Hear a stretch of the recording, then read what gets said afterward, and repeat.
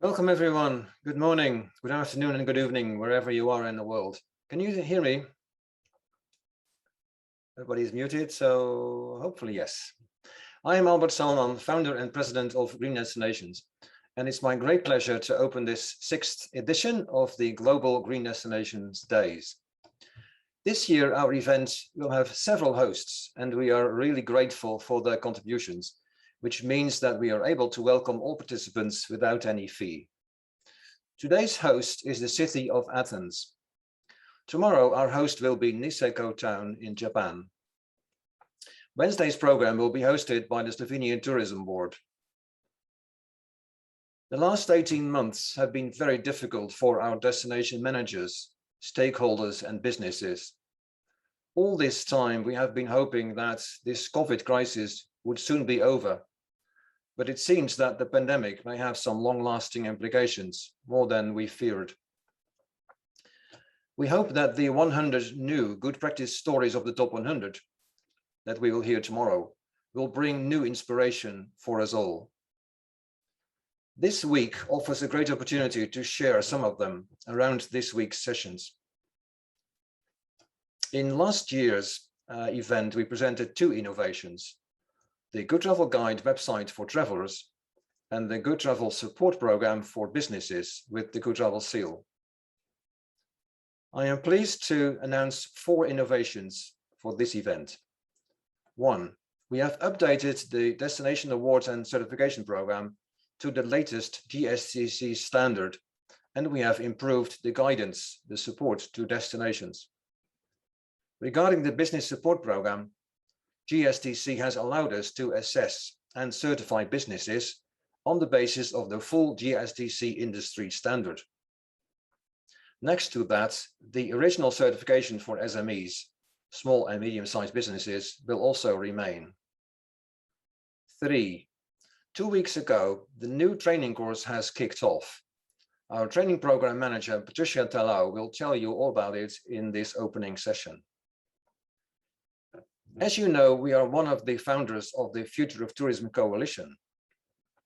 We started preparing a comprehensive toolkit with the founding partners. The Coalition Toolkit is not yet ready and not yet online, but today we present how far we are, and that's very far. A large new assessment, benchmarking, and monitoring toolkit, which is replacing our indicator reporting, which was part of the certification. This is called START, which stands for Support Tools for the Assessment and Reset of Tourism. Our START team marketing manager, Malo Mayorga, will present it in a minute. But now it is my great pleasure to invite today's event host, Alexia Panayotopoulou of Athens Development and Destination Management Agency, to welcome you on behalf of the city of Athens.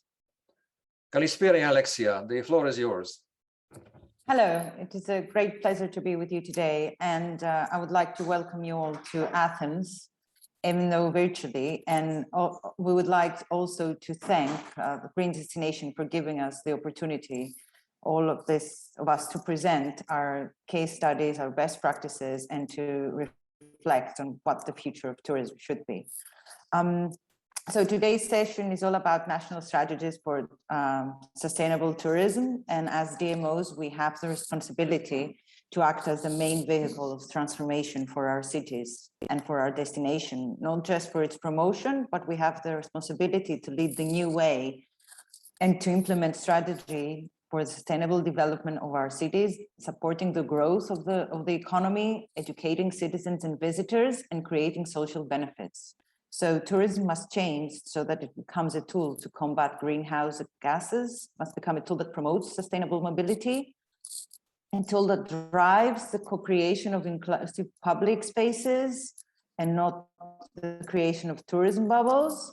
And we must foster food systems, create a more sustainable and equitable energy system. So I believe that we will have the opportunity to discuss about all that in our session, and Athens is very much into sustainable tourism development. So we're very excited and honored to be here today and hosting this event.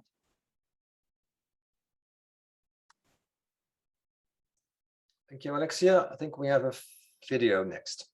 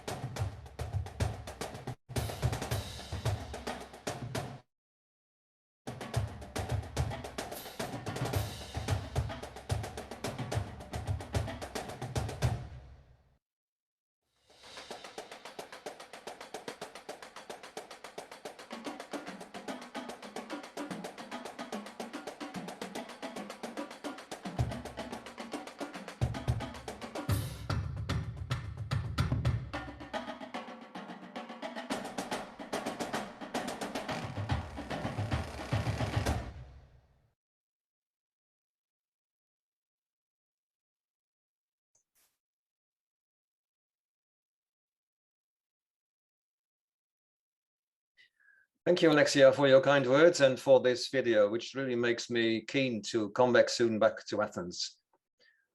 And now, dear guests, live from Sao Paulo, Brazil, Malu Mayorga, you have the floor to tell us all about the START program. Thank you, Albert. Good morning, good afternoon, good evening, everyone. Welcome to the Global Green Destinations Day. I'm very happy to be here with you. And I'm very happy to see you all getting engaged to build a more sustainable and resilient tourism. My name is Malu. I'm the marketing coordinator of the START program, which we are happily launching during this event. Let me share my screen so we can go straight to the presentation. Okay. So today I will give you a brief introduction to what extend the START program. And also during the workshops in the third and fourth day of this event, we will dive deep into some of the tools so you can better understand the value on participating in this program. So if you haven't subscribed to our workshops yet, you still have the chance to do it. It's gonna be a pleasure to have you all there. Well, let's start from the beginning, right? Why START program? As Albert already mentioned, the meaning of START is support tools for the assessment and reset of tourism. And well, it's a pretty nice acronym actually, because in this program, we encourage destination managers to start looking more closely into their community, understanding in depth the context and backgrounds in which they are inserted in, and we help them to start rethinking about the way they do business today. And before explaining what the program is, I'm finally interested to talk about how it all started. I think it's nothing new for anyone here that the last few years, due to COVID-19, we were forced to stop, breathe, and rethink our individual and collective actions. And this scenario made us reflect and rethink regarding, are we doing tourism in the best way we can? Why are communities suffering so much and struggling so much from this break period? And how can we change tourism in the future? So those questions were our starting point. And with all these questions in mind, our purpose emerged. This program was created to help destinations to better understand the context in which they are inserted in, and to also help destination from local to national level to find the best way to overcome their challenges, and to assist them develop their roadmaps into a more regenerative future. The aim is to rethink and recover tourism with a complete one-stop shop toolkit created by Green Destination in cooperation with the Future of Tourism Coalition, and also with globally leading organization in regenerative and transformative tourism. So basically, it's a set of tools built by many, many, many hands. What are the benefits this program can provide to destination managers? First of all, the program will help destinations to create their roadmaps toward a more meaningful tourism. It also assists to identify the best opportunities, weaknesses, and strengths of destinations using monitoring and forecasting tools. It helps destinations to understand what is the situation and how are they managing their tourism by providing diagnosis tools and detailed reports. And these reports are also very useful for reporting sustainability practices and outputs for residents and public sector and visitors and so on. And last but not least, we also want to build a solid base of knowledge and good practices. So introduce you a little bit to what is the structure of the whole toolkit. Here you can have a clear picture of all the tools we have available at the moment, but we must say that this is an ongoing program. So our idea is to keep growing it up, introducing and developing new tools, but also adding external tools from our partners. I will not extend myself in explaining all the tools that we have available, but if you would like to know them better, you can always get in touch with us to look for them and also to look for them in our website, which we are also launching during this event, and we will share with you the link in this chat.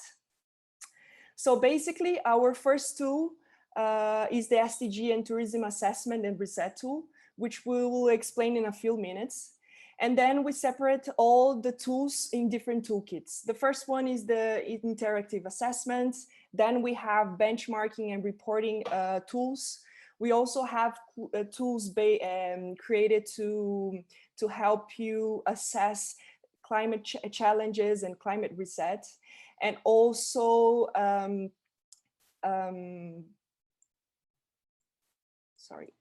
and also we have as the final, not the final, but the base of all the other tools, the exchange and educational learning, which will have courses and workshops and webinars and yeah, those kind of stuff. Change over here. Okay. So what are the functionality of the different tools we provide? They are most of all tools for assessing, showcasing, benchmarking, projecting, monitoring, informing, but also supporting and designing. And each one of them, we can find different formats through charts, through graphic, infographic, imagery analysis, reports, and etc. And to help you understanding how this program functions, we developed this roadmap. As the first step, we have the getting familiarized with the green destination values and aims. Then getting to know the STAR program itself and understanding how our objectives are not just to sell tools, but to build a solid base of knowledge in sustainability and regeneration practices. And as the first contact with the STAR program will be through the SDG self-assessment tool that I will explain in a minute. And after filling out the SDG survey, all destination managers will receive a tailor-made feedback report, which will help them understand which tools of the whole program we most recommend them taking to better assess their challenges. And from this point, the managers can choose the tools that are most appropriate for their realities. And then all the fun work begins. Good, so now introducing you to our stepping tool, the SDG and Tourism Assessment Reset tool, which will give us special attention during this event, especially because it's a free and universal tool suitable for every destination. And we find it very, very useful and interesting because it works as a discovery tool for the rest of the tools available in the program, and also identifies the opportunities, weaknesses, and strengths for destination managers to start acting. So how do we provide this tool? We have designed a survey where we will ask you not only information regarding the organization you work in, but also to score your destination in managing each one of the SDGs and GD standards. And in this questionnaire, you can find questions like, are residents living in poverty benefiting from tourism? Or are local life, culture, heritage, and tradition important impacted by tourism?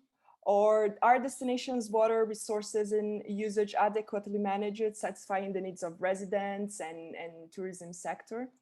So this is just some examples of questions and answers that you can find in our survey.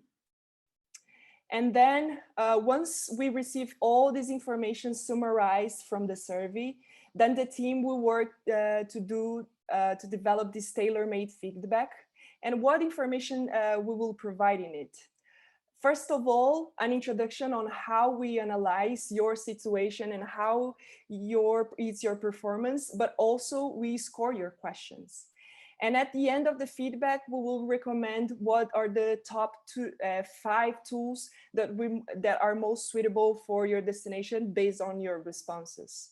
So this is an excellent tool, not only for help you discover the best suitable tools, but also for understanding how well you are performing in the SDGs and the GD standards. And it's a really deep questionnaire that takes around 1 hour, 1 hour and a half to be completed. And as a way to play a little with this tool and to get you more familiarized with it, we especially created a much smaller survey, only focused on the 2 workshops of this event. So we would like to invite you in filling out and participating in our workshops. You may receive the link to access the GGD Start Rapid Assessment in your emails, but we are also sharing the link here in the chat, so you can go straight to the survey and fill it out and participate in our workshops as well. So the idea is analyzing all responses and presenting them as a complement of the workshops we created for you. The first one will be the climate emergency workshop that will take place in October 6th at 11 a.m. And the second one is the reset and recovery workshop that will happen in October 7th at 1 p.m. So we're gonna analyze, basically we're gonna analyze all responses and create charts to expose our outputs. And we're gonna also provide 2 or 3 destinations with the feedback report that will also be presented in the workshop. So you can better understand the structure and of this feedback, what type of information we put in and so on, and how this can help you to manage better your destination. So yeah, I think I covered everything. The timing is super limited for the amount of interesting things that this program can provide you. That's why we also invite you to attend to our workshops to get more in depth with the program. But yeah, you are welcome to attend our workshops and fill out the surveys and get in touch with us if you have any further questions. And let's get started. Welcome and thank you. Thank you so much, Malu. For questions, we will open the breakout rooms after this session. Now we go from Brazil to Philippines in Manila. So the floor is to Patis Talao.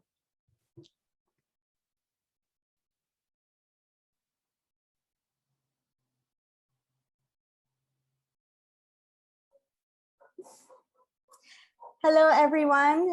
Welcome. Magandang gabi or good evening from Manila, Philippines. And I am Patis, your GD Training Program Coordinator. And it is my honor and pleasure to be with you today and to introduce to you the Green Destinations Training Program.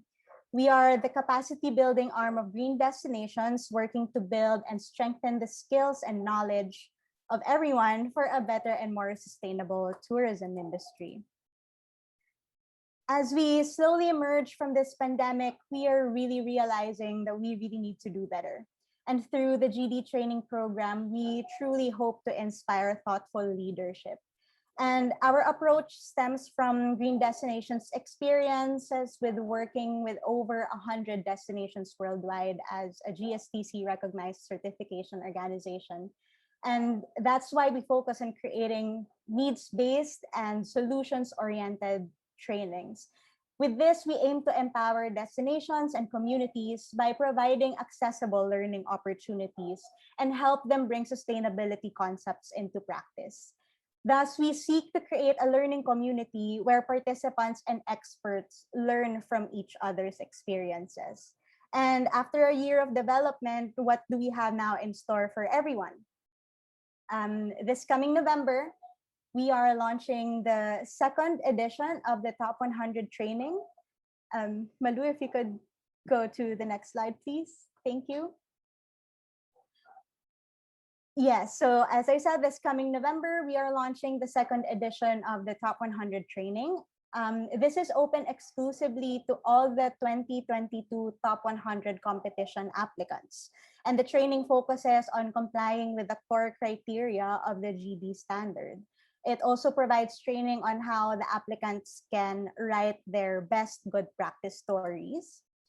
As Albert mentioned last month, we launched the Sustainable Tourism Destination Management course. It is an introductory course that explores the essential tenets of sustainable tourism and destination management. And this course also provides participants with simple tools that you can use as your first steps towards their sustainable tourism journey based on the lessons we've learned from implementing the Green Destination Standard. So our first run is actually composed of 11 participants from different countries.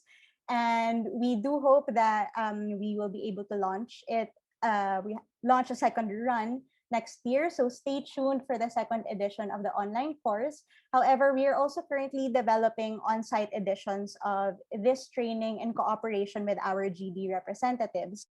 That said, we have really created this program so that it is adaptable to the local needs and realities of the different destinations. So please don't hesitate to contact us if you are interested to bring this training to your destination as well. And lastly, we are also launching an online masterclass on reset and recovery for destinations. It focuses on understanding destination resilience from the perspectives of crisis and risk preparedness. But at the same time, it's also about ensuring that destinations are also prepared to handle tourism growth and development. It includes some coaching opportunities from our network of experts who can help participants in creating a destination sustainability roadmap. So together with the START program, we are giving you a small sneak preview of this masterclass during the Reset and Recovery workshop that we are hosting on the 7th of October at 1 p.m. CST. So as Malu said, we encourage everyone to participate and answer the GGDD version of the SDG assessment tool so that we can have a more engaging workshop and really show everyone the flexibility and the usefulness of this tool. That said, in the spirit of our learning community, we look forward to learning with you. And please do not hesitate to get in touch with me or with the training team if you have any questions. I will also be in the capacity building training breakout room during the cafe sessions. And thank you very much. And I truly hope that this event will inspire everyone in our united mission to lead a better and more sustainable tourism industry. Thank you. Thank you very much, Tricia. Thank you very much, both of you. So we'll see you back in the breakout rooms in an hour from now. This is the end of the opening session. We now proceed to the session on strategies for sustainable tourism, in which we will have presentations from Greece, Estonia, Japan, Kenya, and Brazil. The session will be moderated by today's host, Alexia Panayotopoulou, on behalf of the city of Athens. For this session, there will also be a breakout room for questions and discussion an hour from now. Alexia, the floor is yours again. Hello, so I will be your host for the day, and we'll have the opportunity to hear from other destinations about what they're doing to promote sustainable tourism strategies. So we will have the opportunity after the presentations to have questions and panel discussion. I would like to present our speakers. I'm going to be representing Athens, Greece, from the Athens Development and Destination Management Agency. We're going to have from the Estonian Tourism Board, Imbi Lepik-Martinson. From Japan Alliance of Responsible Travel Agencies, Masaru Takayama. From Del Turismo, Andreas Dole, and from Tierra Nahi Africa, Barbara Scott, together with Anne de Hong from Good Tourism Institute. I will be sharing my screen to give you a brief presentation of what we are actually implementing in Athens towards sustainable tourism development and presenters. Don't know if you can give me the Chesney.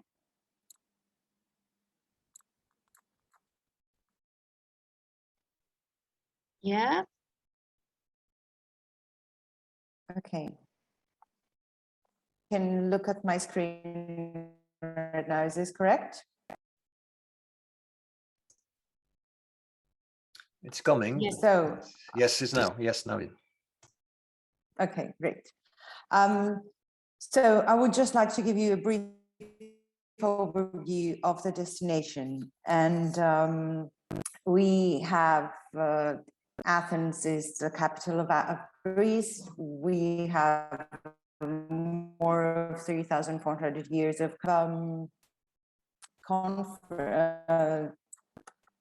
recognizable historical moments. We are home to myths familiar all around the world. Athens is a lively and creative capital. We have a year-round sunshine on the Athens Riviera, only 30 minutes away from the city center, and a thriving gastronomical scene and daily life that is lived outdoors most of the year. So having all that, we have a very strong tourism product, but we needed to see will actually correspond to the challenges that we are all facing. So we've built a legacy of sustainable development and innovation.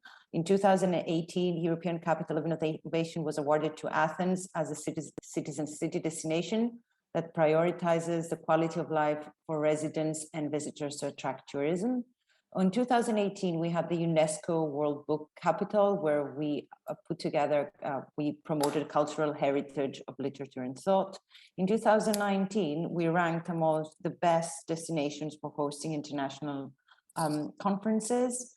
And during the pandemic, the World Health Organization recognized the city of Athens for its ability to get essential supplies and health information to marginalized communities. So they were distributing food and medicine door to door, gloves, masks, and all other means of hygiene.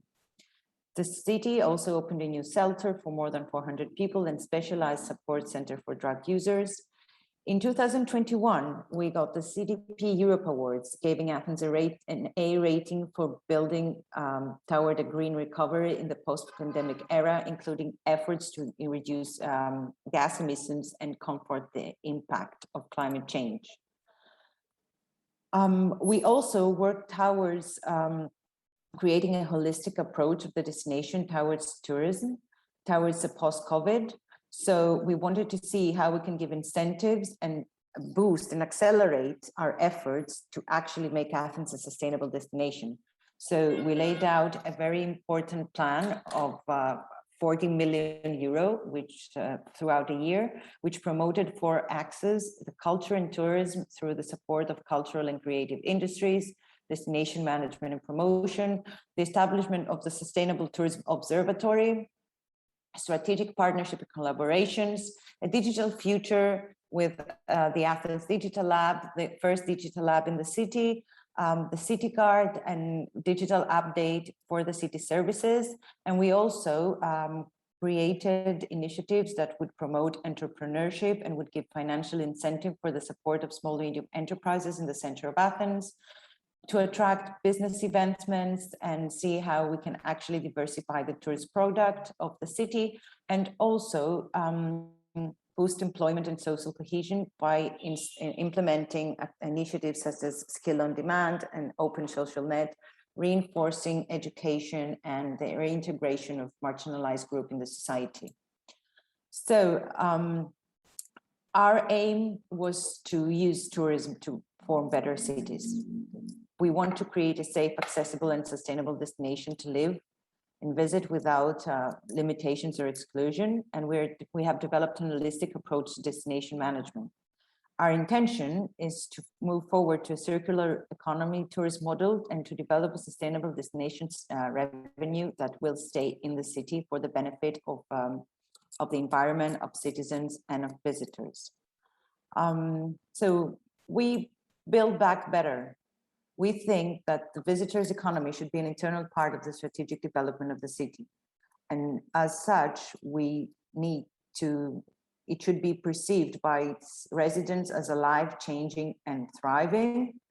And to see that as we boost local economy, this is better for the residents and for the citizens as well.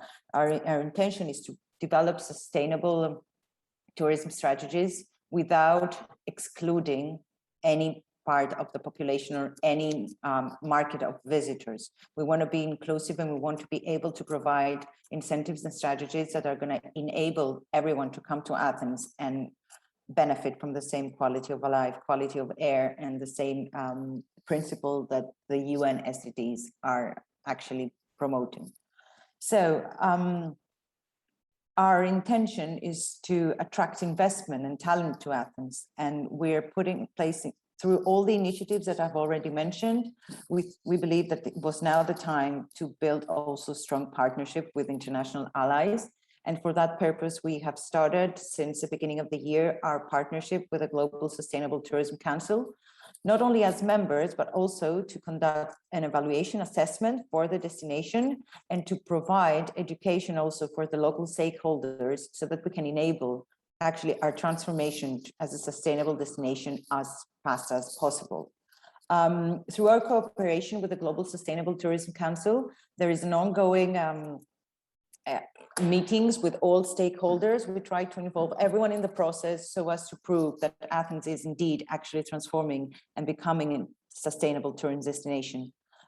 We believe that the evaluation will be finalized over the next couple of months, and we will then be proceeding with the certification so as to prove and to get actually a stamp on all the efforts that we're making. In that sense, building collaboration on public-private partnerships that contribute to social, business, and urban development is key to implementing horizontal actions and to maximize the visibility of our strategy and our objectives. It's really important, and we realize at a very early stage that if we want to implement strategic policies and sustainable policies, we need to have all local partners involved. Not only local, but national. So in that sense, we've built partnerships and collaboration that help us to actually achieve all these goals and the GSDC criteria. So we're working on the This is Athens and partners, working with all the local stakeholders for the promotion and destination management of the city through the exploitation of areas that have not been as developed. We're working to promote new products and to diversify the product of the city so as to decompress really areas that attracted mass tourism. We're working with the Athens Partnership, which is a very important initiative of non-governmental organizations supported by the City of Athens that facilitates the collaboration between the private and the public sector. So the Athens Partnership has been leading the creation of new pedestrian streets, improves the public image of the area, cleaning graffitis and investing in street art. It has facilitated the creation of pocket parks, the renovation of several parks in the city square, and it connects residents and businesses through developments that spark investment while protecting the rich cultural and heritage of the destination. This project helped increase foot traffic to the many small family-owned shops in the city while creating a welcoming face for entrepreneurs.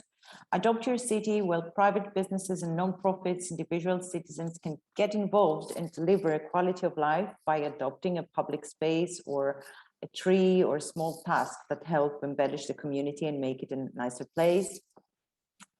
We're also working towards implementing a framework for the inclusion of refugees with asylum into the life of the city.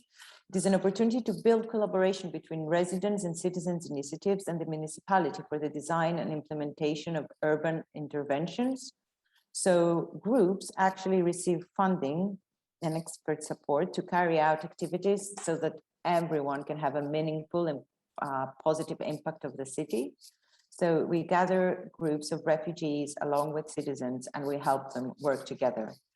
And we are boosting collaboration with Traders Association and the commercial chambers of Athens so as to promote small, medium enterprises and shops that have been greatly affected after the COVID. And of course, we're implementing initiatives such as the Athens Green Business Toolkit, which provide financing for small businesses to upgrade the appearance and energy efficiency of their storefronts, helping to enhanced perception about sustainability and urban well-being. So we're creating parks and battling heat. Athens is densely populated and suffers from heat waves.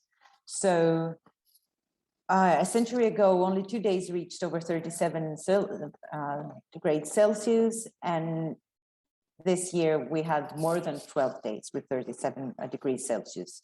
So temperature is rising. We had to tackle this, and we had to find ways in order to address the issue.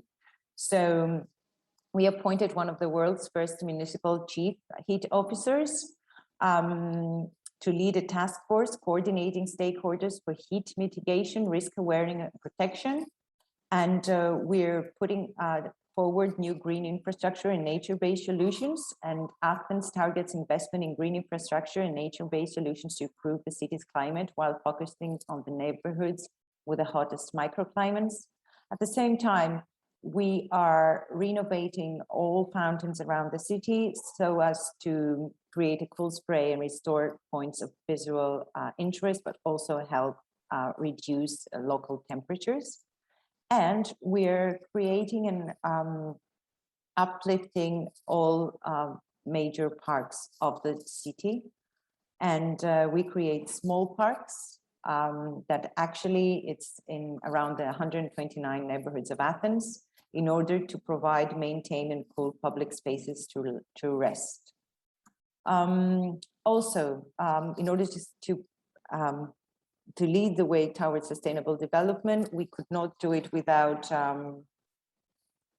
smart city initiatives. So we created a new technology. A smart city is the one where technology is an ally. And Athens is using digital services to support the life in all neighborhoods, is following a digital roadmap for the transformation of municipal services into digital services, fully accessed online. And also in partnership with Microsoft, it has begun installing sensors that tell us if waste bins are full, sensors at pedestrians crossings and ramps for the disabled people, and no solution that will inform the police and people what to do. We collect also data about microclimate, air pollution, temperature, and humidity at strategic location. And the next step is to expand the whole program all around the neighborhoods of Athens so as to get real-time report and data-driven decisions. Last but not least, we opt to promote the city's digitalization strategy as around Athens and help Athens become a year-round tourism destination, easily integrated into the life of the citizens, create partners, and be more stakeholders. This is Athens, the city's official portal, which provides information about the destination. It has more than 1 million visits since 2019 and serves as a digital info point for the city in English, French, and German. This is Athens is also a tool for product diversification that helps us to expand the visitor map of the city, helping to guide people to the Athens neighborhoods and to experience the surrounding and encouragement, the development of other experiences, and giving options for events. Also, we incentivize itineraries that pull visitors away from areas of mass ecological interest. Also, we are supporting creative industries and innovative products.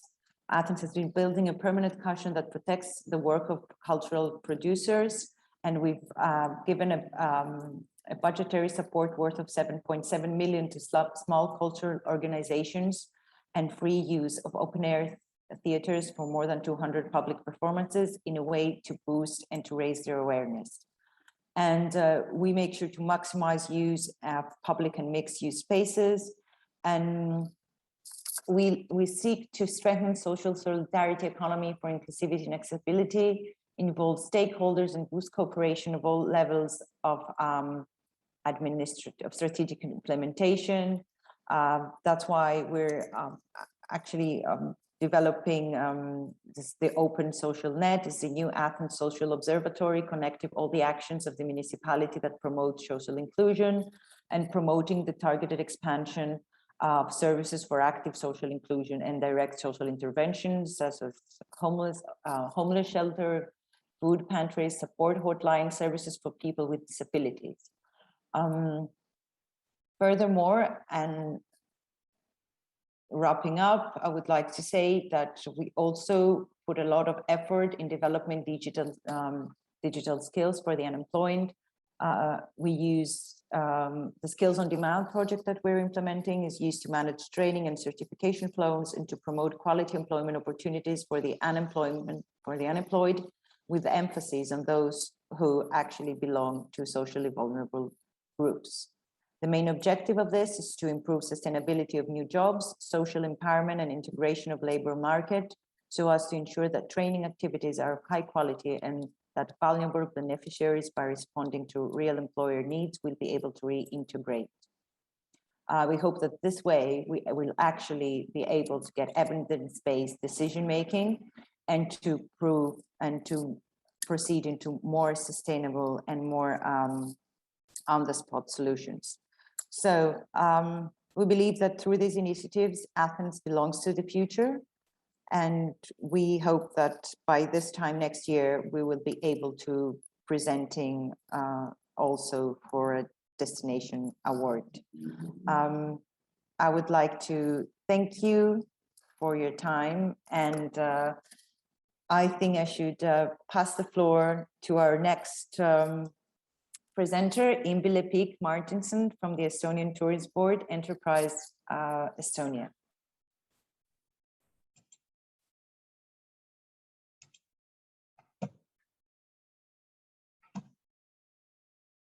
Hello, do you hear me?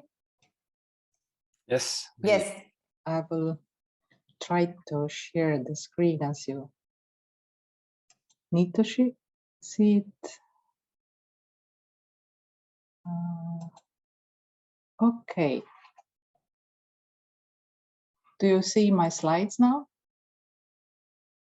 Yes. Yeah, but also your notes. Also my notes. Okay, then it's a way around again. I will try to fix it. What do you see now? Yes, fine. That's good. Okay, I don't know whether you see my face as well. I don't see yours, at least. We see the slides. Okay. You can also put your video on. Good. Then it will be more human, I hope. But hello, my name is Imbi Martinson, and I work for Estonian Tourist Bureau in Visit Estonia with sustainable tourism and quality labels. And it's my real honor and to be here today and present you our experience with green destinations and with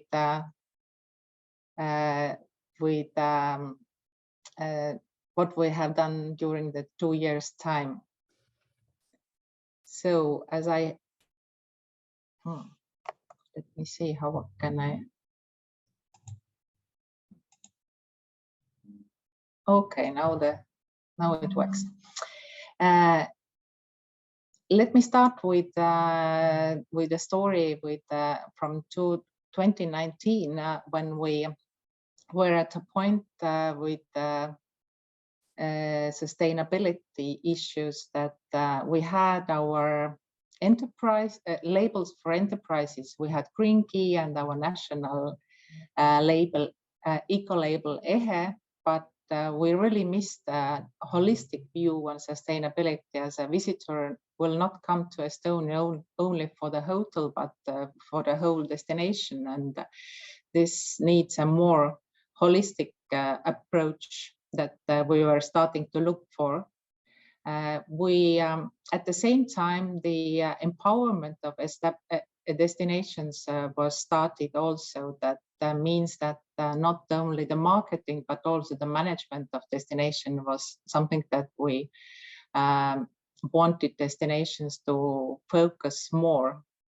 And sustainable tourism was one important topic for as a management issue for the destinations, as the awareness of the sustainability at that time was like booming.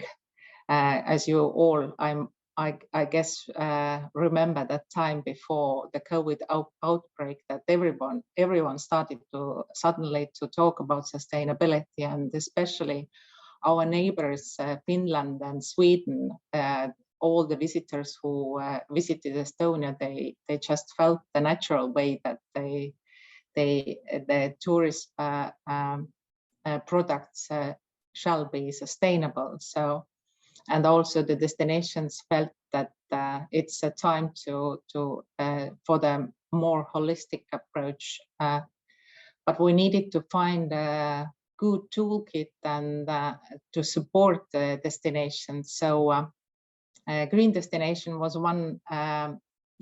Green destination standard was one option that we wanted to look more closely about, and wanted to know how the green destination is working. So me and one of the representative from Saaremaa destination, we came to Zagreb 2019 for the Global Green Destination Days, and I would say that it was a really turning point for Estonia, because we understood that green destination is a really well-working network with open-minded people eager to share their experience, and this made us to understand that we can hope for their support. And especially I would like to thank Hugo and Jana and Tina from Good Place, that they were all along with our story and helped us with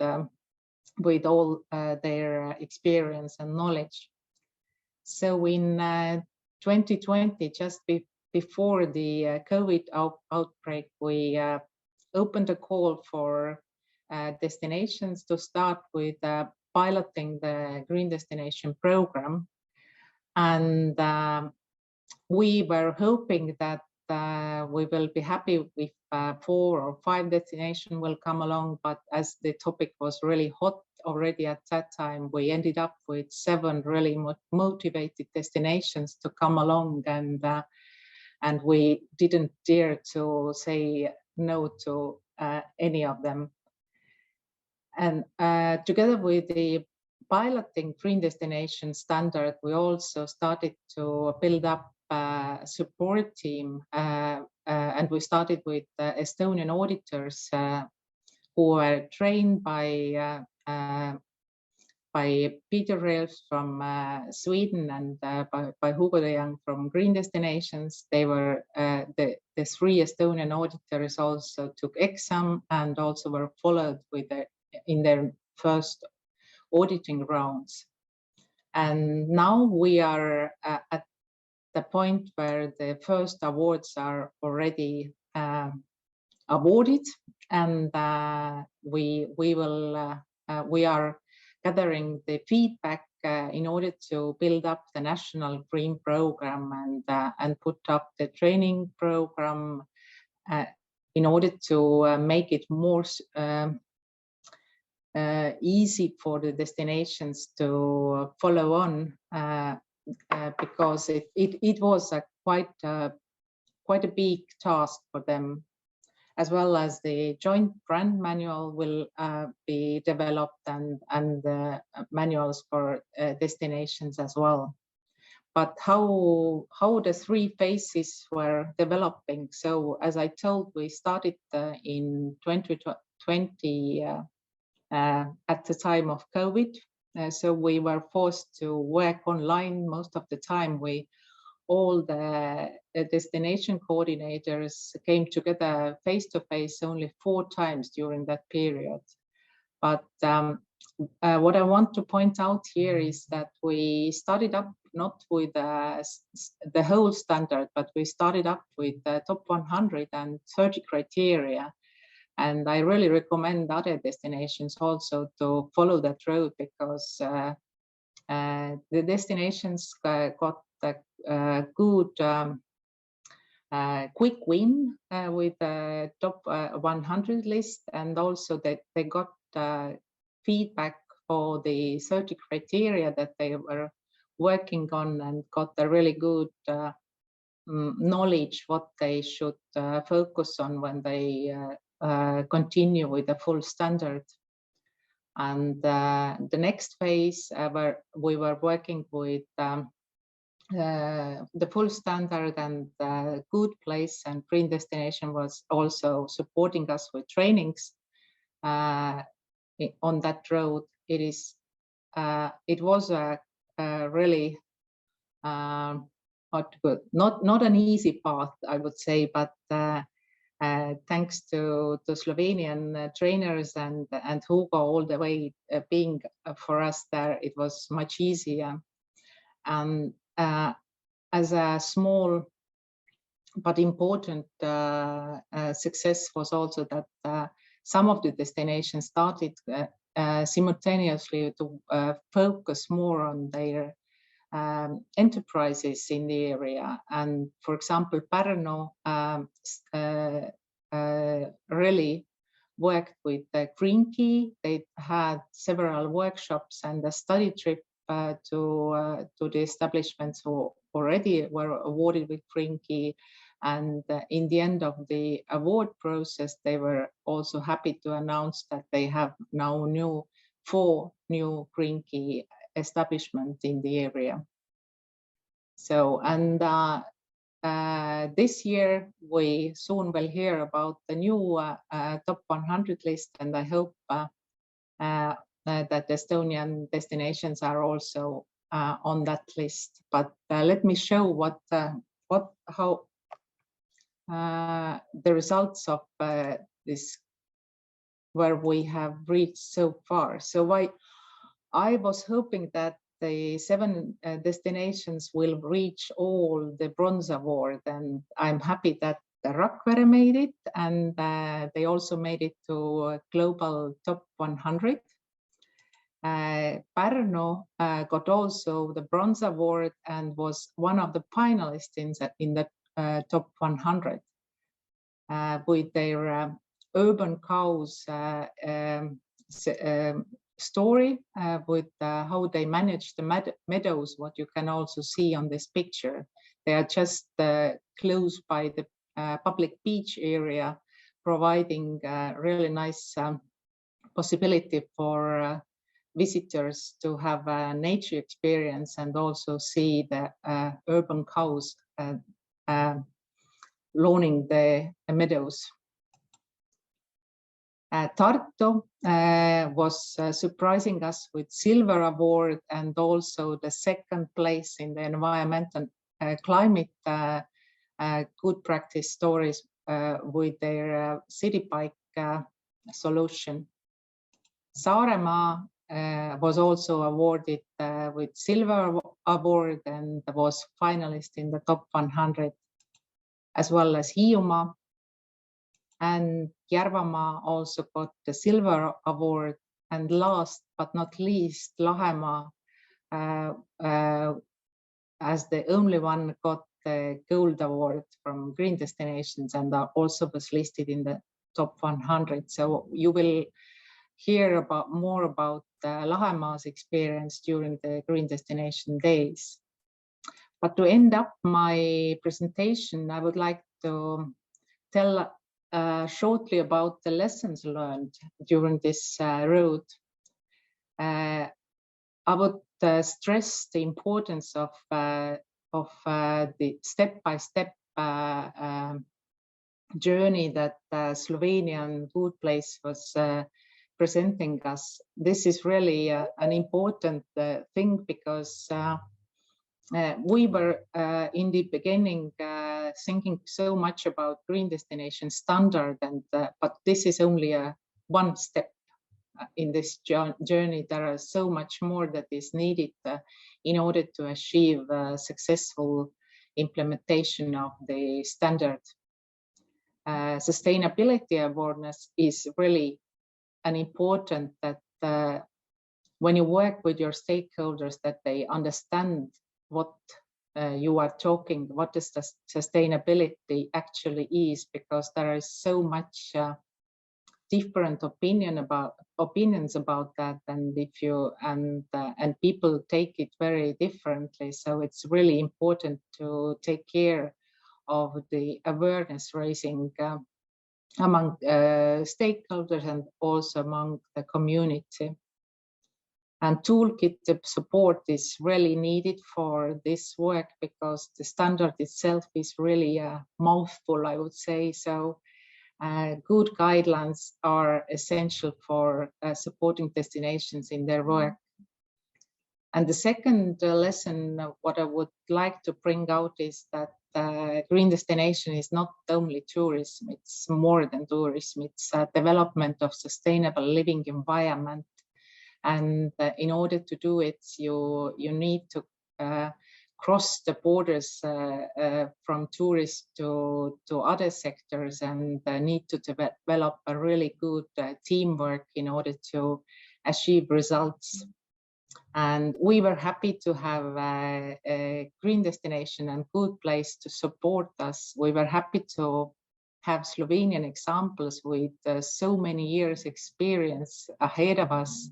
And we were really happy to have online networking, but also the possibility to come together and exchange experiences. The last one and the really long time prepared was the Slovenian study trip with our green coordinators and representatives from destinations and also the auditors. So it was a good motivation for destinations to work on with this sustainable tourism. Thank you for your time, and pick up some cloudberry that is unique for Estonia and the Nordic countries. Thank you, Ibi. This was very interesting and really helpful. And I think we'll have the opportunity to discuss more of it in the next, during our panel discussion. I would now like to welcome Mr. Masaru Takayama from Japan Alliance of Responsible Travel. And I would like to pass the floor to you so that we can see about what you're working on. Thank you. Hello, konbanwa for Japanese colleagues, and of course, greetings to the world that unites us. The green destination, that's a family you want to belong to. And today, I'm very happy to be here, of course, but also to be able to talk on behalf of Japan and what's happening in my country. So allow me to share my screen with you.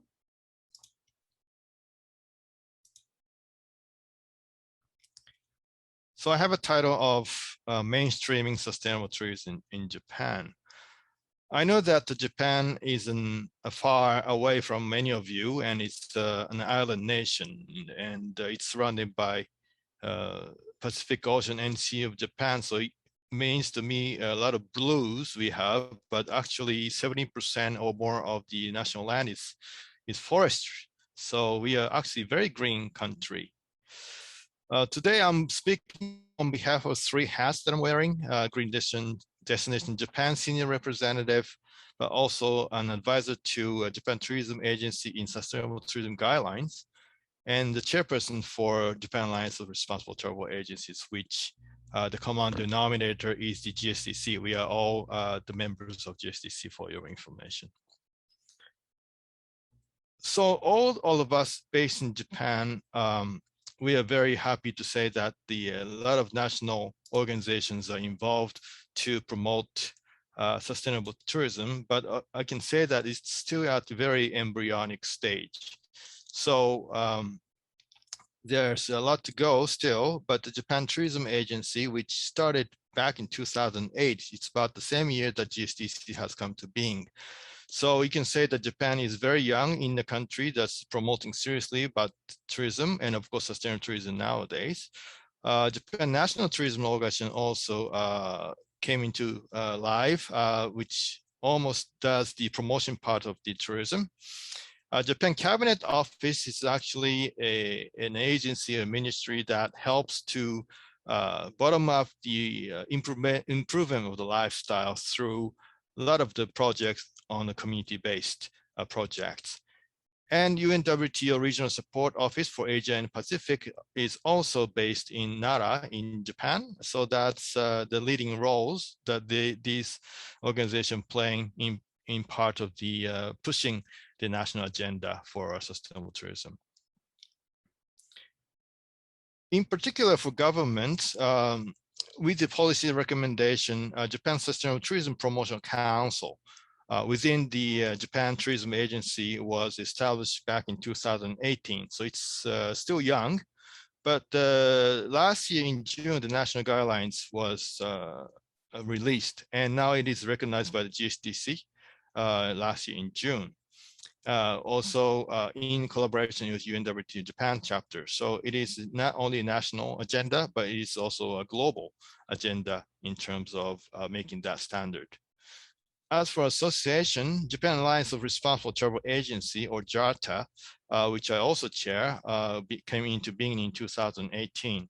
Sustainable Tourism Japan, or the SDGs for Tourism for Japan, also came to being just recently, which is a leading group for people who are like think tanks with the members of the GD Top 100 destination applicants. And Ecotourism Japan has actually made this movement at the very outset back in 2015, which is also a part of the advisory board. But all this happening to push the sustainable movement in Japan. So this is the actual Japan Sustainable Tourism Standard for Destination. It's a 152-page handbook, which is now used by a number of DMOs and local governments.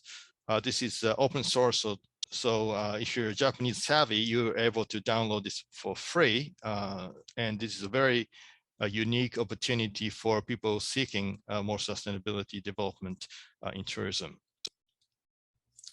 Last year, in 2020, the top 100, I don't know how many of you have actually witnessed that the 2018 actually Kamaishi was the first city that got the top 100 status, but the Kamaishi now has a bronze award. And in addition, last year we had 5 top 100 destinations came as new kids on the block in a way. From the northeast and Niseko town, which we have as a sponsor tomorrow, I think. Shirakawa Village, Kyoto City, which I'm based right now, and Miura Peninsula and Okinawa Prefecture.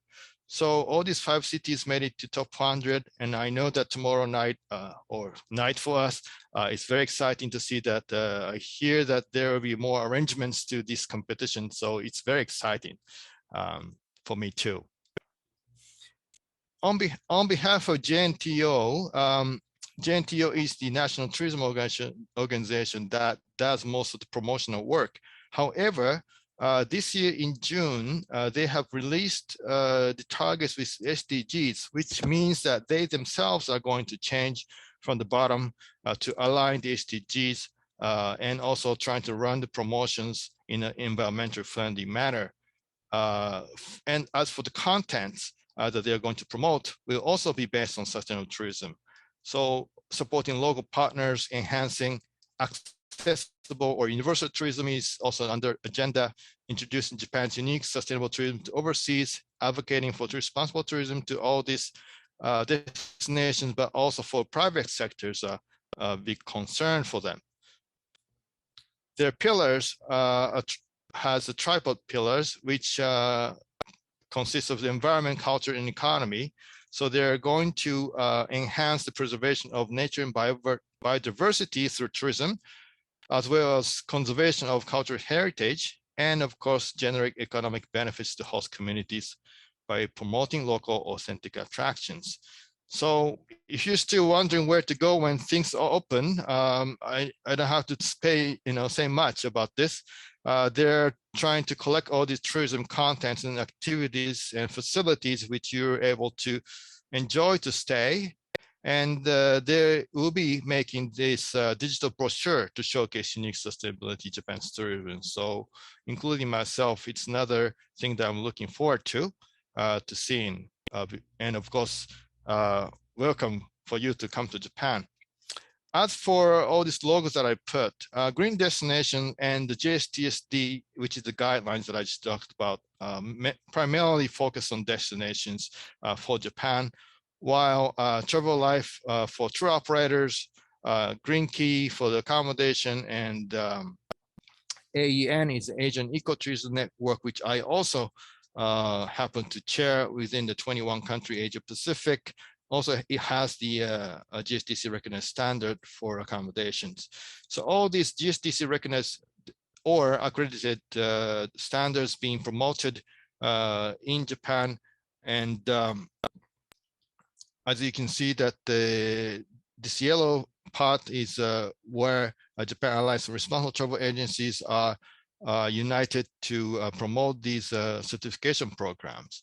So all these things are happening through Japan, but more importantly, that there are so many labels now made available to the industry, which is kind of confusing for especially for the newcomers.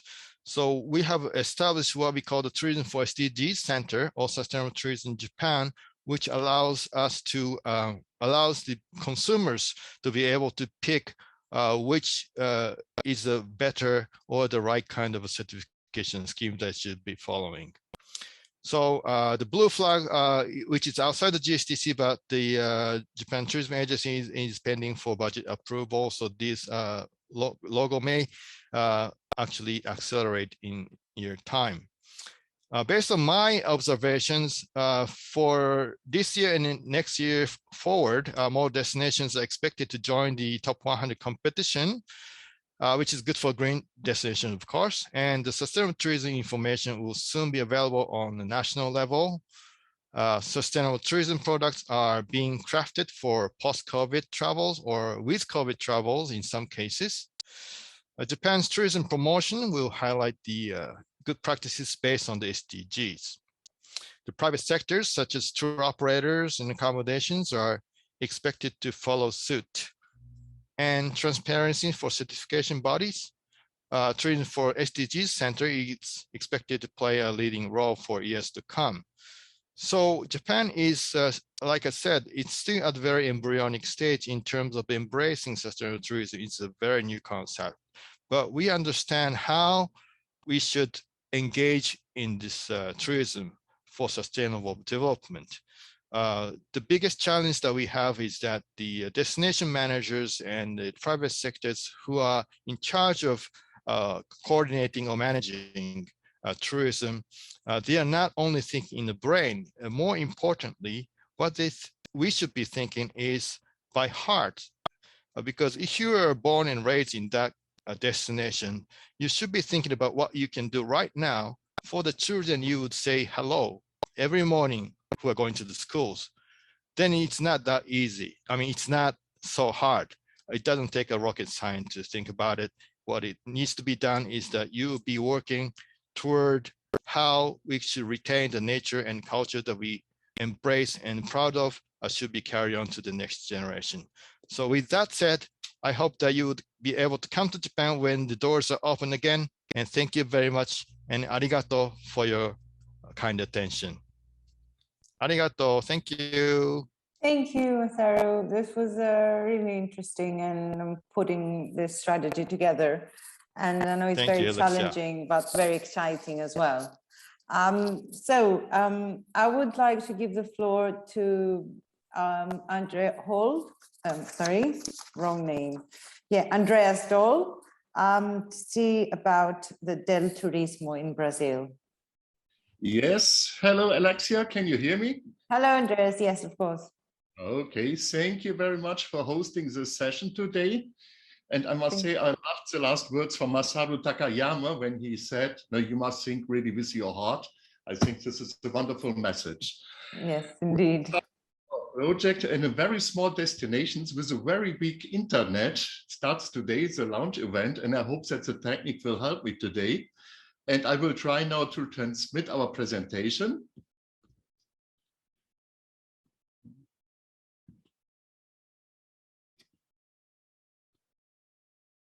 First of all, I would like to thank our partners at Green Destinations for the opportunity to tell you a bit about our Del Tourism program in Brazil today.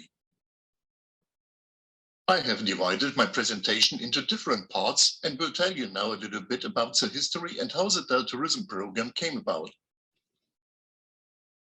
It all started in southern Brazil in the state of Santa Catarina. There we have a very committed business membership organization, which has branches practically throughout the whole state. At a certain point, they considered that they needed a program to develop and support the municipalities with an objective to develop a sustainable economy. The idea has developed very positively, and it started with a pilot project in the town of Freiburgo in 2012. Until now, the DEL program for sustainable economic development has been implemented in 3 states and 35 municipalities. Since business membership organizations usually exchange ideas very well, in 2017, a partnership project was created between the Tibet centers of Senac in the northeast of Brazil and the FACIS. Since tourism is one of the most important branches of the economy in the northeastern Brazil, the FEComércio, institution that overlooks Senac, was particularly interested in tourism development and evaluated whether the tools of the DEL program could also be used for tourism development. With this in mind, the 2 partners teamed up and created an adaptation of the program for the development of sustainable tourism. Furthermore, this partnership was supported by German cooperation, and in 2018, the first approaches and implementations of this program started in Rio Grande do Norte. In the following part, I would like to show you how the DEL program works, which are the most important elements, and present the partners which are involved today. The objective of the program is to specifically support destinations in developing a long-term tourism strategy that ensures sustainability, but also promotes economic development. One of the main aspects is taking into account the improvement in the quality of life of the people who live in these destinations. These are, of course, quite ambitious goals, and for this to happen, you have to think about a few topics. For a start, we wanted to define principles which could guide our proceedings. We elaborated 5 of them, which I will not detail right now, time is too short, but I would like to highlight 2 of them, which I think are particularly important for our work when we consider sustainable tourism development. Of course, a very important element of our work is sustainability. As we understand it, sustainability goes beyond economic, social, and environmental aspects. As a 4th element, good governance is very important because we realized and experienced that all other actions really only develop when people learn to cooperate well with another and work out on common concepts for development and implementation in a targeted way. A second element that I think is very important is that the local population needs to be closely involved. I often get the impression that when people talk about tourism development, they just look at what the tourists want. That is also very important to be considered, but I believe that we need to acknowledge more that what the population really expects from developing tourism, what they want tourism to improve, and also what they do not want tourism to bring to the destination. I have brought a few numbers, and as you can see, our work has expanded quite well. Right now, we are in 3 states and in 14 destinations and always growing. You heard already that people are particularly important to us. And here you can see, for example, that we have included more than 1,000 volunteers who work on about how we can develop sustainable tourism in the destinations. What we are particularly pleased about is our network. There are many institutions and people who are interested in our work and who support us. These are not only Brazilian organizations, we also have partners in Germany and in the Netherlands, such as Green Destinations, which is of great help to us in our day-to-day work. Today, I don't want to talk about all these partners. On this day, the issue is our cooperation with Green Destinations, because we are in the Green Destination states. It all started in 2018 in a place called São Miguel do Gostoso. At this wonderful destination, people came together to plan tourism for their community. So they defined as a vision for the future to become the most sustainable destination in the northeast of Brazil, which is a very ambitious goal. And then came the question how to get there and what to take into account to reach this objective. Now, it was our challenge as a partner to help them get there. As it should be, first we started to study what could help us to reach our goals. For this, I have to thank my colleague, Marcelo Milito, very much for what he did. Marcelo analyzed more than 15 different seals and certifications of tourism around the world. We took a very close look at everything that really has a rank and name, compared everything with each other, and then we seemed to most interesting to us was the work of green destinations. I think what aroused particular interest in us was the holistic approach by green destinations, where they look beyond the main attraction, where they look at the whole destination and the whole community, and then try to achieve sustainability as a whole. The second argument for us was that the principles and work of green destinations are in line with the goals and approaches of the Global Sustainable Tourism Council. So the same year, we carried out an initial training course. Here in the photo, you can see the participants, including our partners from Precomercio, with instructors from SENAC, and the representatives from the tourism committees in São Miguel do Gostoso and Chibao do Sul. That was the beginning of the whole partnership, really the first step. Here you can see that our work has developed very dynamically. A year later, the two turned into 9 municipalities. In all the tourism projects, we ask our municipalities to take part in all events of green destinations. We encourage participation at competitions like Top 100. We considered this important because it offers an excellent reference and is definitely a good basis to develop a sustainable destination. This is a lot of work, of course, but it's worth it because we already collected some results of our efforts. I think what was particularly compensating for us is that in 2020, we awarded 9 destinations in the Top 100 competition. And definitely a great success was winning the certification in the silver category for both São Miguel do Gostoso and Chibao do Sul, as well as the Great Destination Story Award in Chibao do Sul. These facts surely motivated our colleagues in all destinations.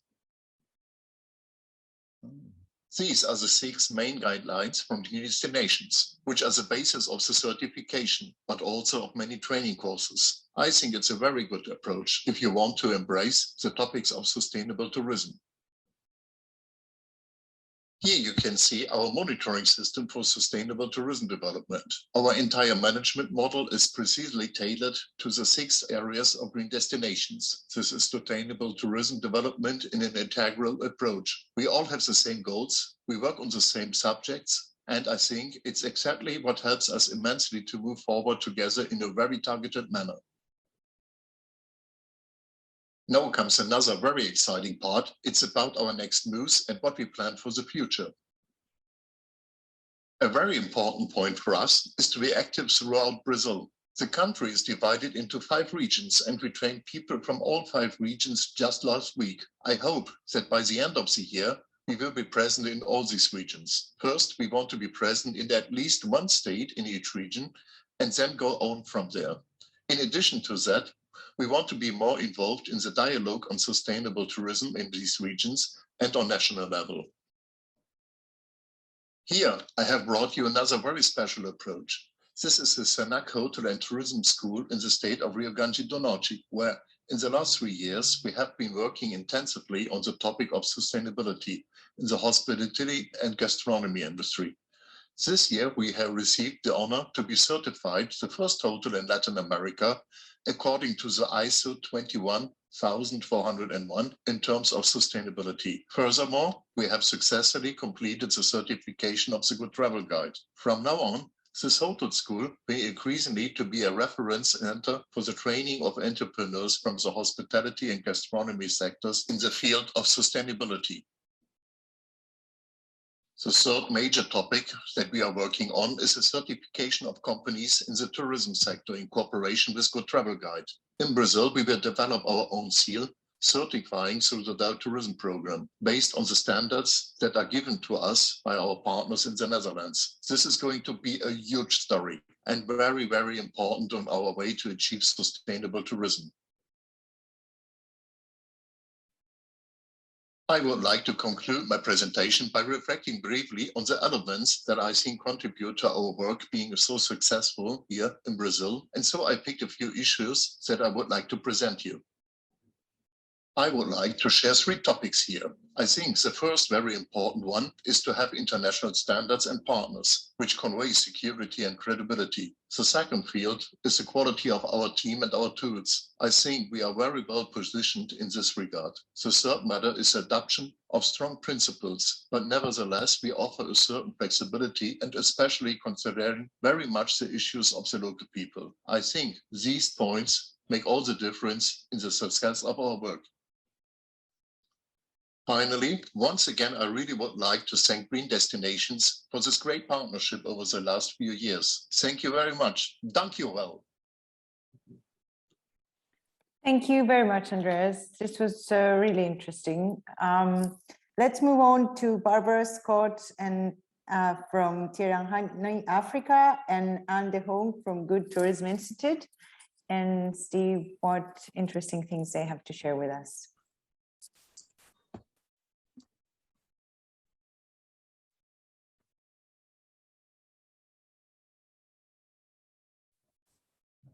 Perfect, I am unmuted. Let me share my presentation very quickly.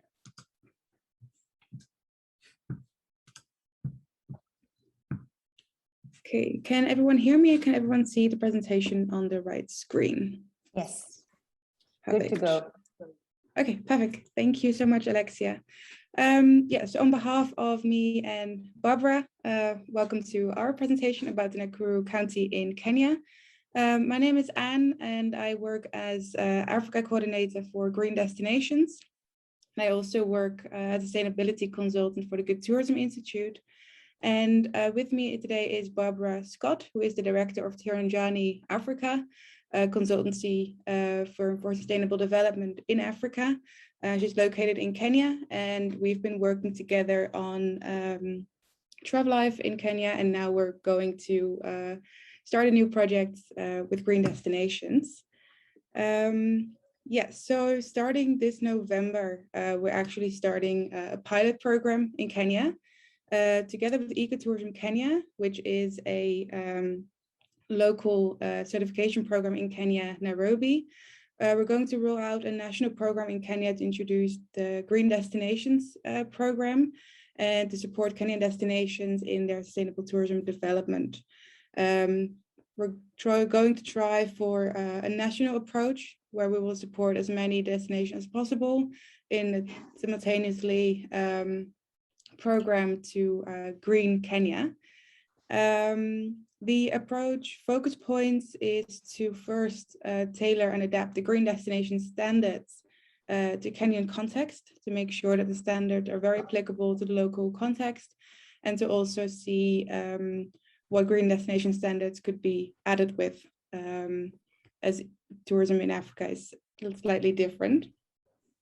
We'll go with a national focus and we'll try and implement a similar approach as Slovenia did, but to really make green destinations not mandatory, but a really focus point for greener destinations and sustainable development. We'll go and do that in November, where we start with the on-site training program for selected destinations.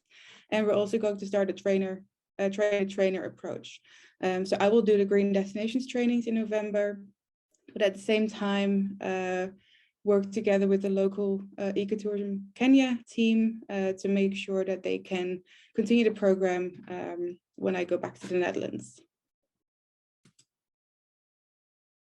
So the overall program and the aim, because we haven't started yet, we're very busy preparing the first training, and we're going to see how that goes. But the overall program is that we will support selected destinations in understanding the key concepts of sustainable destinations, also the basics of destination monitoring and management. to do a baseline assessment on the destinations and to identify the main improvement points. Part of the training days will be start to report on the top 100 criteria. So we're very much hoping to introduce some Kenya destinations at the awards in Berlin, the ITB, in March. And we will also prepare them to access the awards program. And this will all be done by support by local coaches who are representing ecotourism Kenya. The pilot program is supported by the EU project Green Tour Kenya. So it's sponsored by the EU. Kato is involved, and APTA and ASIAD. So it's a combination of different parties. And together we'll try and focus on sustainable tourism in Kenya. Yeah, quickly, the training program, what we're going to do is the 2-day on-site training for destinations in Nairobi, taking place on November 11th and 12th. The first day will be focusing on the concept of sustainability in destinations, the program of green destinations. And on day 2, we'll focus more on the practical side and really focus on getting to know the top 30 criteria for the top 100. Yeah, and kind of start with a baseline assessment. And then on November 15th and 16th, we will focus on the trainer approach. So we'll have an on-site training for coaches and auditors of ecotourism Kenya. And we will also go on a field visit to Nakuru County to really introduce the coaches and auditors to how can you coach a destination to meet the criteria, but also how to audit. Because the Ecotourism Kenya team will be representing green destinations throughout the whole process. So coaching and auditing.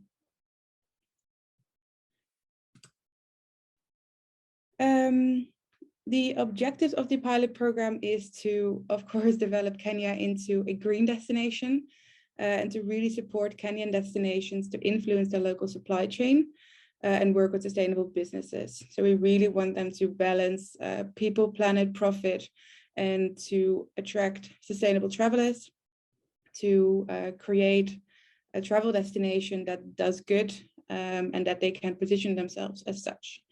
We're also hoping to support Kenyan destinations to enter the Green Destination Awards program and first the top 100 list.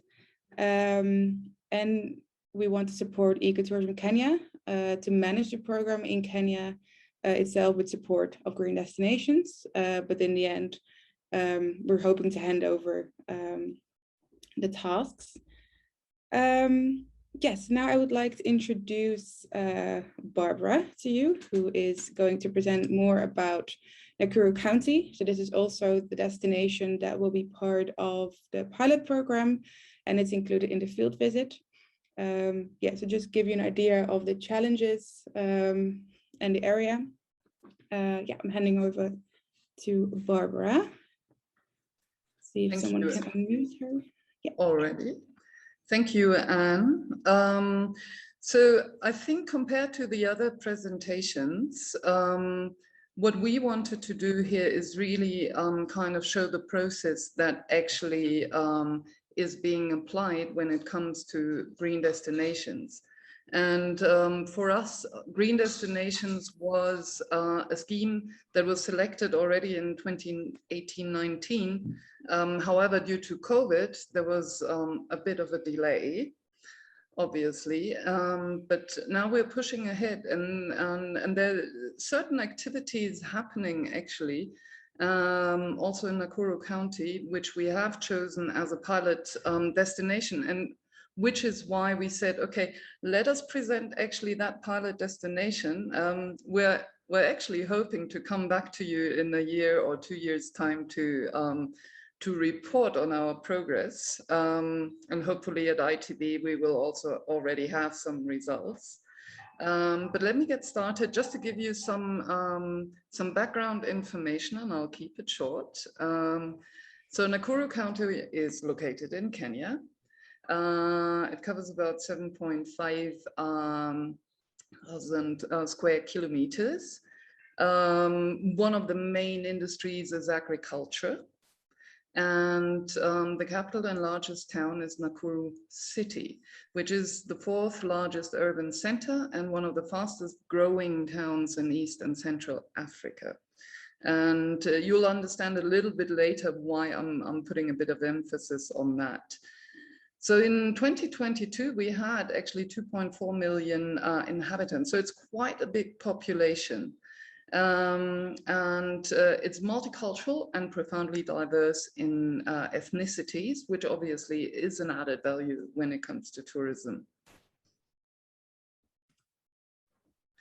So just to give you some relevant facts, among the counties with the large, Nakuru is among the counties with the largest inflow of tourists from within, so domestic and outside of Kenya.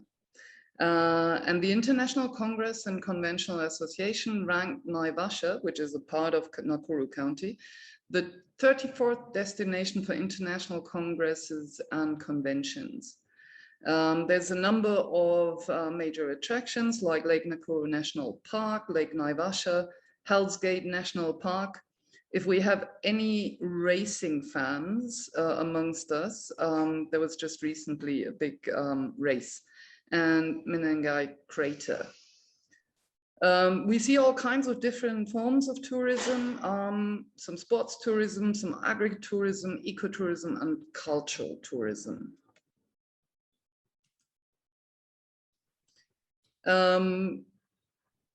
If anyone has ever been to Kenya or looked into Kenya as a destination, Lake Nakuru is one of the dominant photos, I'd say, where you see the famous flamingos, yeah. And you just see here, I just put a small comments, you know, what we are seeing right now in terms of the impacts of COVID, but also in terms of climate change, that there's really action needed in terms of protecting this fragile ecosystem.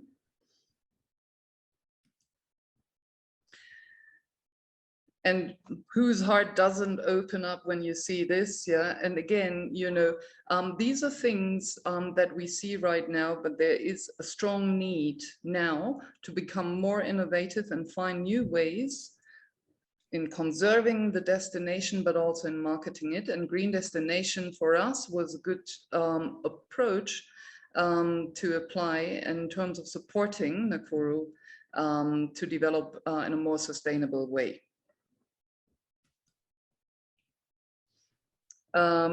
Just again, to give you some example, Nakuru has the 2nd largest caldera in Africa. And we also find prehistoric sites and museums at Hyrex Hill. There are also some ancient caves. So you see there's a large variety in terms of wildlife, in terms of culture, in terms of nature, that can be seen in Nakuru and that needs preservation. There's also other opportunities. As I said, agriculture is one of the sectors that Nakuru County is famous for. It's one of the national food baskets, you could say. So there are also options when you look in terms of tourism and responsible tourism development to diversify into, for example, food tourism. What is important is obviously accessibility, and what we do see here is that there's infrastructure in place, and it really also goes into more sustainable infrastructure like trains, but we also see obviously a large amount of development. So in terms of green destinations, again, it's an interesting approach to apply, looking in terms of how to sustainably plan urban and more rural infrastructure. So this is just to give you an idea. Amongst the Kenya signature experiences is the Rift Valley. And here we see a number of attractions that are actually based in Nakuru. So it's an accessible and it's an open county for change, for becoming more responsible and green.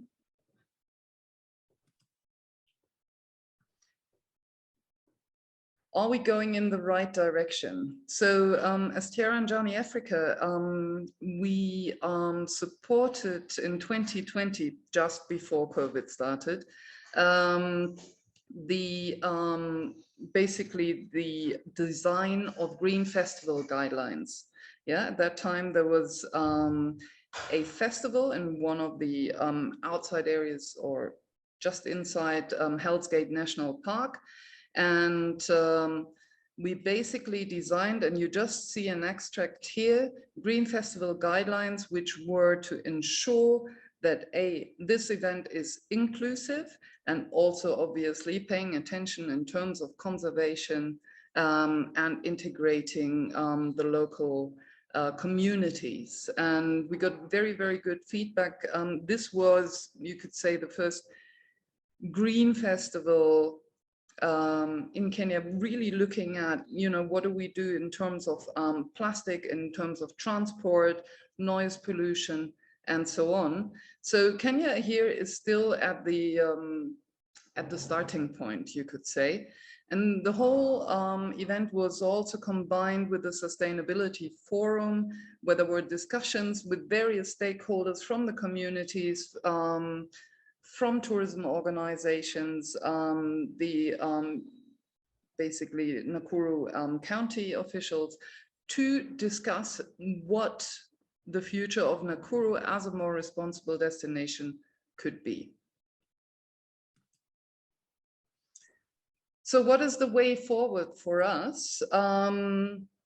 As part of my work, I'm also supporting this the Green Tour Kenya project, and as part of that, we're doing the Green Destinations training, and the pilot destination is going to be Nakuru, probably Nakuru municipality. Yeah. So, but what we are looking at is really a multi-layered destination approach that focuses on sustainability and inclusiveness. So there's the Green Destinations training, which will be supported by other capacity building activities. Yeah, but we'll be also looking at working with Nakuru County to understand where they want to go to in terms of tourism, what we need to consider in terms of climate change and impacts, and how we can mitigate it. Yeah, because this is really a current challenge for many destinations here. Yeah, there's also another opportunity. Nakuru City will receive city status very soon. Yeah, so Nakuru wants to become the first green city in Kenya. And if you look at Nakuru municipality, it actually also comprises parts of the national park. So there are various measures in place, yeah, to now become a more responsible and more sustainable destination. Yeah. So what is needed? What is needed now is, and what we're working on, is an inclusive and innovative tourism development plan. I think the Green Destinations training and support and capacity building, like Travel Life Partner certification for tour operators, but also eco-rating certification from Ecotourism Kenya, and Travel Life for accommodation is going to be very supportive in terms of raising quality management. Funding is needed, obviously, as we often do. There's a need to look at new product development, and I think that is something that we all are looking at now. We're reinventing ourselves as a sustainable destination. So how can what kind of new products can be developed, yeah, to diversify, but also to ease pressure on tourism hotspots. Yeah, and Nakuru wants to become one of the top spots for green festivals and events. Yeah, so I think what we're looking at here is, and green destinations is not a start, it has started already. It's a supportive measure right now to rethink our traditional tourism offers and reinvent as one of the first destinations in Kenya itself to a more or a sustainable tourism destination. So let me just quickly summarize what are the challenges. We need a change of mindsets, and that is something, you know, when we talk about sustainable tourism, and I think the the previous speakers really pointed it out, the change of mindsets, but also seeing development and progress is really, really important. In the case of destinations like Nakuru, you really need to look at it holistically. So you need to look at urban planning and rural planning. You need to look at spatial planning combined with sustainable tourism development. Yeah. There's always a question in terms of securing funding and transparency of expenditures. Yeah. One of the ways this kind of development will be tackled will be also more digitalization and technology innovation. And that is, in terms of internet and again, funding, something that we need to look at. Yeah. There's always the challenge, or not a challenge, but also an opportunity to work in partnerships, as has been done in other destinations introduced today. The collection of data can be a challenge here. And obviously now if we go into green destinations application, how do we ensure that rules and regulations are being implemented and followed? So in terms of benefits for the green destinations accreditation, Anne, would you like to join me back on? Yeah, sure. I'm not on mute, am I? No, okay. Yeah, so basically for Nakuru, but all the green destination pilot participants are going to join the program, is that they will have the benefit of assessing their sustainability performance guided by me, but also the Ecotourism Kenya team, that they will have a structured way of implementing sustainability. So by following the Green Destinations program, they're really structuring the implementation. They can just follow the basic steps and go through the guidance and learn how to step-by-step implement sustainability. We'll also focus on managing people, planet, profit. If we want it to become a green destination, we want to make it a good tourism destination for the locals, for travelers, but for the planet as well. And it needs to be good for the local economy as well. Thereby, I would like to, well, they can position themselves as green destination in Kenya, hopefully also the first green city in Africa. And they will be able to attract sustainable travelers through the Good Travel Guide and also through the other marketing channels. Yeah, and hopefully also at the ITB when they enter the top 100. So really going to try and make that happen in November. So yeah. All right. So what is our way forward? So Nakuru, to reach the city status and become one of the first green cities in Kenya, that would be, they would, you know, as a destination now, Nakuru city would be a forerunner in Kenya to really hold up. There are 2 cities in Kenya that are already pursuing the ambition of becoming green cities. And Nakuru would actually join that lot. Sustainability as the way forward. So responding to changing market trends as we see now, I'm hesitant to say we're not yet post-COVID, we're still in it, but post-COVID we do see those trends, and by responding to these trends, you know, as a destination, they would become more resilient to crisis. The opportunity to have better quality management. So using, for example, accreditation schemes like green destinations, like Travel Life for tour operators, Travel Life for accommodations, and eco rating from Ecotourism Kenya will allow also to increase the standard of tourism service providers. And obviously destination marketing, yeah. So now you can market Nakuru much better as a destination, and really also looking at the different markets now as we go into local, regional, and international markets. So to conclude, what we need and what we will be working on is a roadmap to success, or a roadmap towards Nakuru becoming a sustainable destination in Kenya for the domestic, regional, and international market. So what we want to, and what we are already following on, is a multi-stakeholder and participatory approach. Again, let me refer to my fellow colleagues before, who emphasized how important it is to really integrate the communities and the different tourism stakeholders.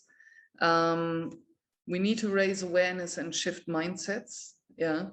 Part of that roadmap is going to be a situation and gap analysis in a more holistic approach. So we'll look at Nakuru overall as a green and inclusive destination and identify alternative experiences, but we'll also look at supporting Nakuru to become a city, to become a green city.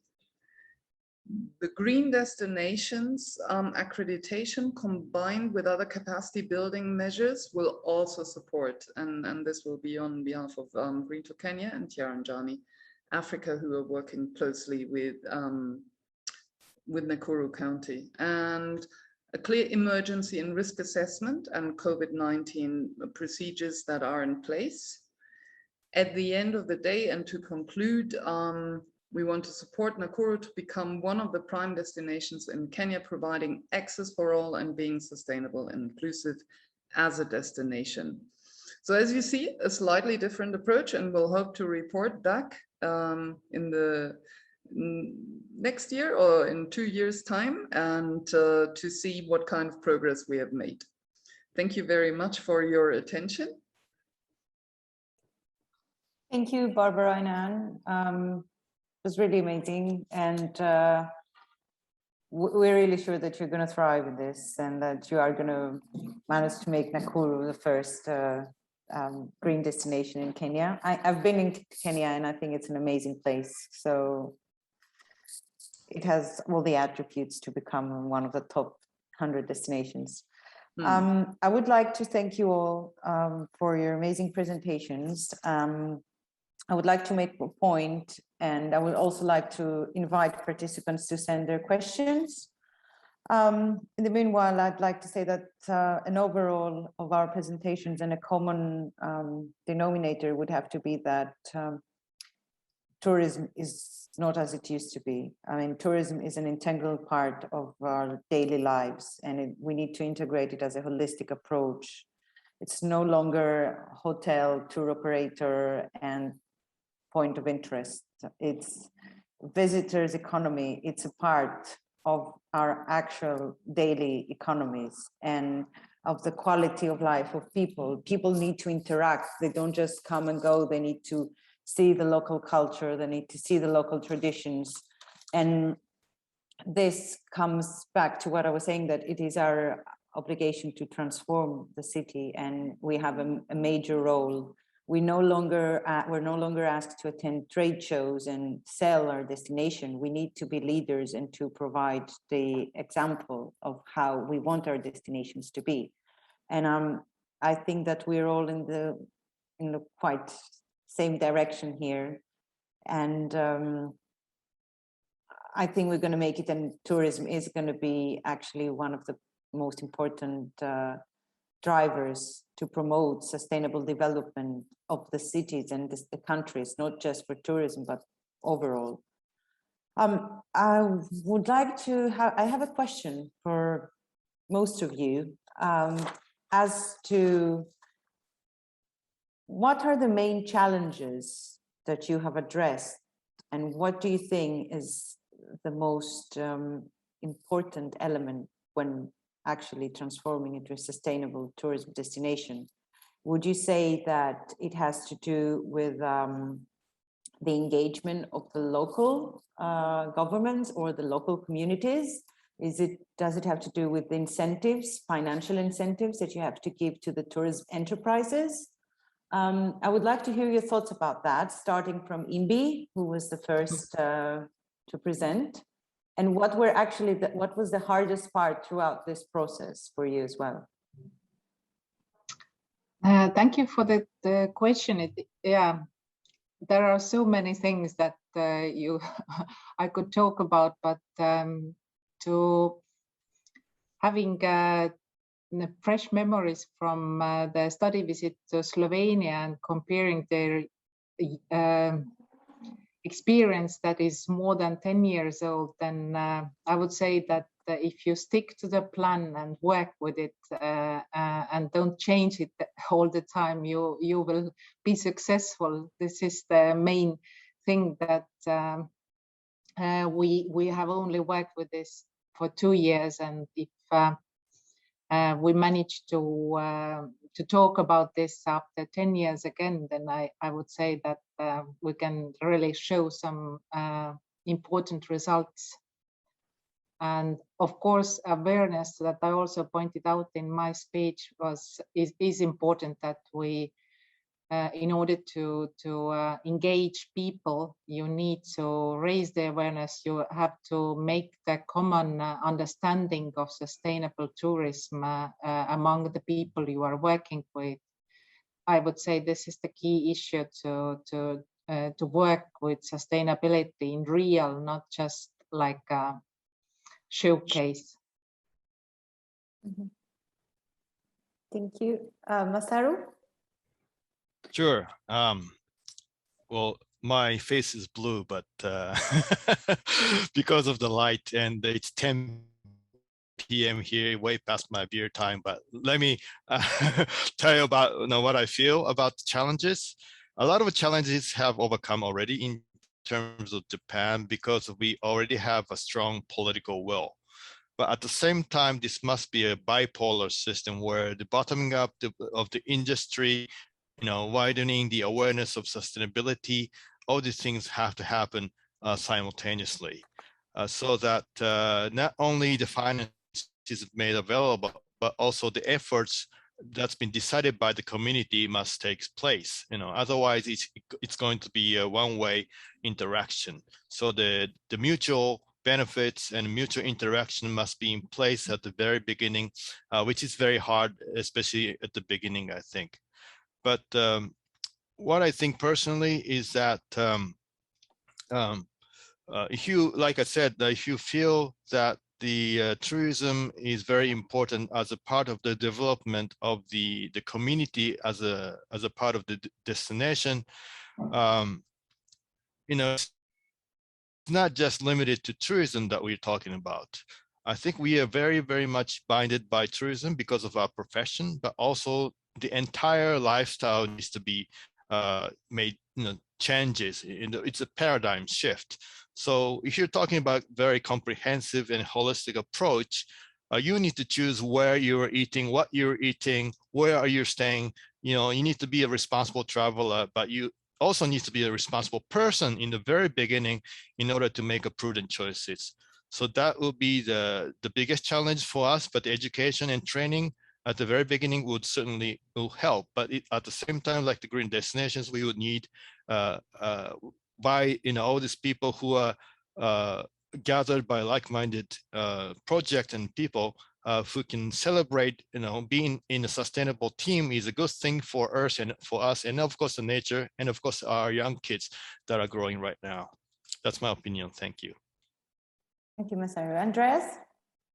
I think for us, the challenge is really the extension of Brazil. It's 2.5 times the size of Europe.